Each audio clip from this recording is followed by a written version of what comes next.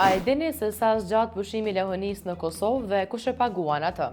Sipas ligjit të punës, gruaja e punësuar ka të drejtë në 12 muaj pushim lehonie. Ajo mund ta fillojë pushimin deri në 45 ditë para lindjes. 6 muajt e parë paguhen nga punëdhënësi me 70% të pagës bazë. 3 muajt në vijim që nga qershori i këtij viti paguhen nga qeveria e Kosovës në shumën prej 325.9 euro. 3 muajt e fundit mund të shfrytëzohen pa pagesë. Në rast se nëna vdes ose e braktis fëmijën, babai mund t'i marrë të drejtat e saj. Po ashtu, prindrit mund të ndajnë pushimin me marrëveshje. Në rast të humbjes së fëmijës, gruaja ka të drejtë të paktën 45 ditë pushim me pagesë, sipas rekomandimit mjekësor. Gjatë shtazanisë dhe pushimit të lehonisë, punëdhënësi nuk mund ta shkëputësë kontratën e punës, ndërsa kthimi në punë pas pushimit nuk konsiderohet ndërprerje marrëdhënies së punës. Babai ka të drejtë në 2 ditë pushim me pagesë me rastin e lindjes së fëmijës dhe 2 javë pushim të papaguar brenda 3 viteve të para të jetës së fëmijës.